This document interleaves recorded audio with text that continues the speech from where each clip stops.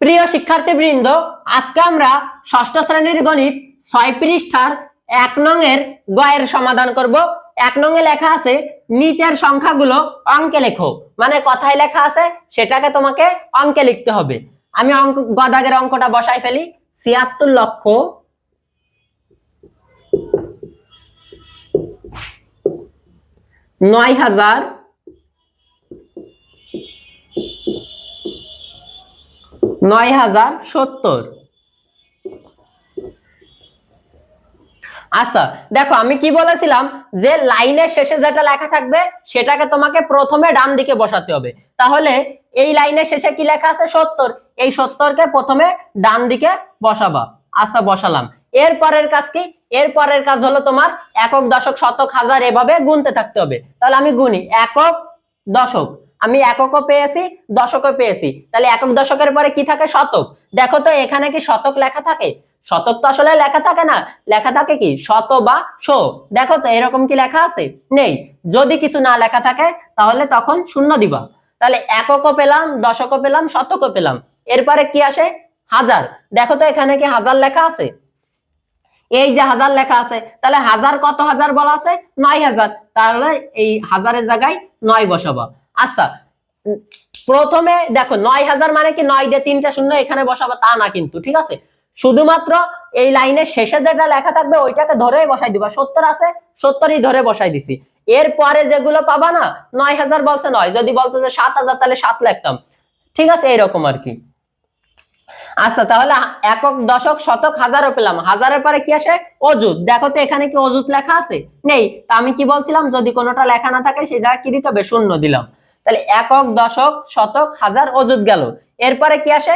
লক্ষ। দেখো তো এখানে কি লক্ষ লেখা আছে? এই যে লক্ষ লেখা। তা কত লক্ষ বলা আছে? ৭৬ লক্ষ। তাহলে আমরা লক্ষর জায়গায় কি দেব? ৭৬ বসাই দেব। তাহলে উত্তর আছে ৭৬,৯,০৭০। আচ্ছা এবার আমরা কমা বসাবো। কমা বসানোর নিয়ম কি? ডান দিক থেকে ৩ সংখ্যা পরে একটা কমা দিতে হয়, এরপরে ২ সংখ্যা পর পর কমা দিতে হয়।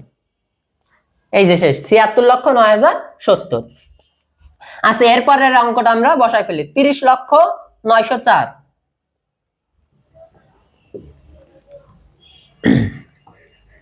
৩০,৯০৪।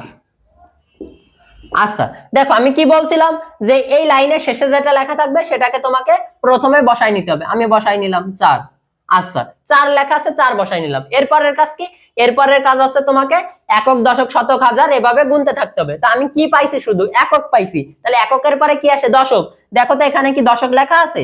না, এখানে দশক লেখা নাই। তা যেটা লেখা থাকবে না সেই জায়গায় কি দিতে হয়? শূন্য। তাহলে শূন্য দিলাম। তাহলে এককও পেলাম, দশকও পেলাম।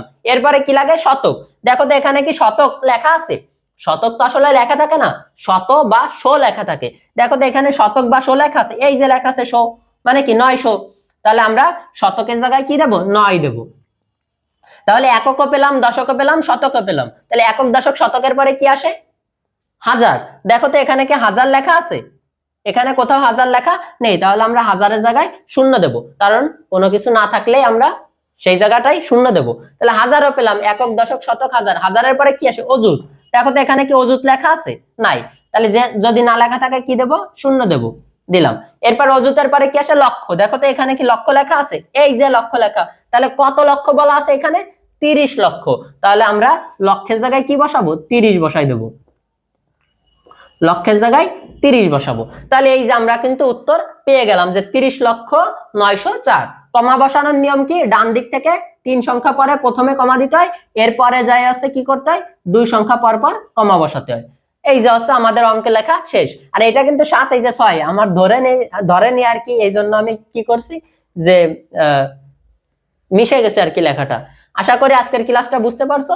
দেখা হচ্ছে পরবর্তী কোনো ক্লাসে। সে পর্যন্ত সবাই ভালো থাকো, সুস্থ থাকো। আল্লাহ হাফেজ।